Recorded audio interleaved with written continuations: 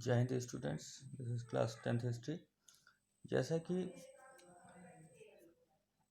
Britain, रूस, Prussia, Austria जैसे European countries ने मिल करके नेपोलियन को डिफीट किया था 1815 में। तो उसके बाद जो इसके रिप्रेजेंटेटिव्स थे उन्होंने यूरोप में एक समझौता कर लिया और ये सब वियना में हुआ। इस कांग्रेस की मेज़बानी ऑस्ट्रिया के चांसलर ड्यूक मेटरनिक ने की। इनके रिप्रेजेंटेटिव ने 1815 में वियना ट्रीटी ऑफ वियना तैयार की, जिसका ये ऑब्जेक्ट था, उद्देश्य था कि सारे बदलाव को ख़त्म करना था जो कि नेपोलियन ने अपने वॉर के टाइम में किए थे। फ्रांस की रेवोल्यूशन के दौरान जो कि बोर्जियस डायनेस्टी थी, जिसको उन्होंने हटा दिया था नेपोलियन ने, उसको फिर से रीस्टोर करना चाहते थे ये। और फ्रांस ने जिस एरिया को खो दिया था या जिन पर फ्रांस ने नेपोलियन के पावर से अपना जो है कंट्रोल कर लिया था, उसकी जो है बाउंड्रीज बना करके ये इस तरह से बनाना चाहते थे ताकि फ्रांस दोबारा कभी अपने स्टेट को बढ़ा ना सके। मतलब उसके स्टेट को लिमिटेड कर दिया जा रहा था, जहाँ जहाँ उसने कब्जा कर रखा था उन सभी को वापस ले लिया गया। और नॉर्थ में नीदरलैंड के स्टेट को एक नया स्टेट बना दिया गया, जिसमें बेल्जियम भी शामिल था। और साउथ में पीडमॉन्ट में जेनोआ जोड़ दिया गया।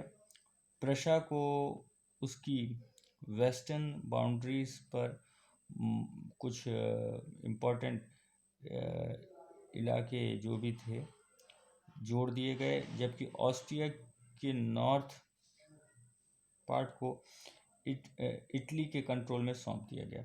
मगर नेपोलियन ने 39 स्टेट्स का जो जर्मन महासंघ बनाया था उसको बरकरार रखा गया।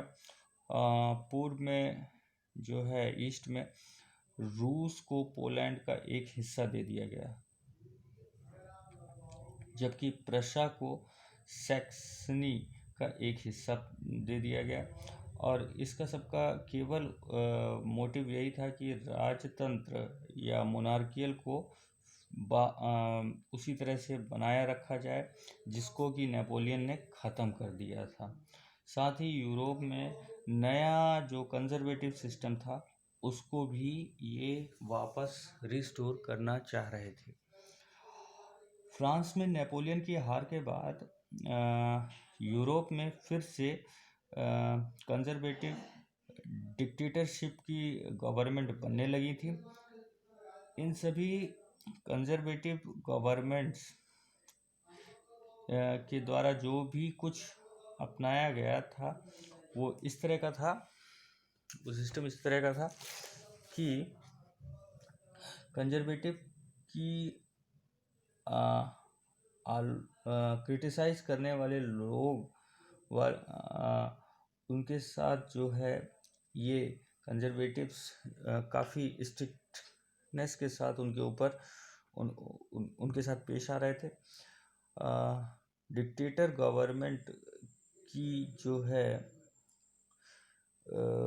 वैधता पर अगर कोई क्वेश्चन कर रहा था या डिक्टेटर गवर्नमेंट को कोई क्रिटिसाइज़ करने की कोशिश कर रहा था तो उसे कई तरीके से दबाने की कोशिश की जा रही थी।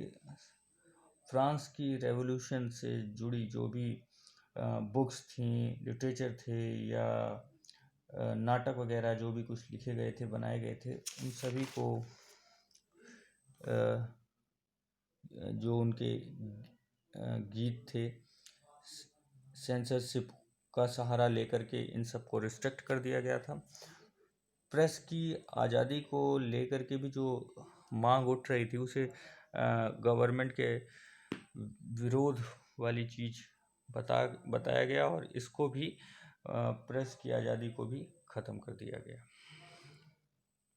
तो इस तरह से यहाँ पर ये सारा सिस्टम चला, ताकि नेपोलियन के बाद जो गवर्नमेंट्स अदर यूरोप में या और फ्रांस या उसके आसपास बनी, उन सभी ने कंजर्वेटिव थ्योरीज के हिसाब से ही काम करने की कोशिश की, ताकि दोबारा मोनार्क सिस्टम को हटाया ना जा सके या कंजर्वेटिव्स को हटाया ना जा सके, और वो जैसे काम कर रहे थे उन्हें उसी हिसाब से काम करने दिया जा सके। मतलब रिफॉर्मेशन नाम की चीज़ ख़त्म हो जाए या रेवोल्यूशन नाम की चीज़ कभी दोबारा ना पनपने पाए। उनकी मेन कोशिश यही थी।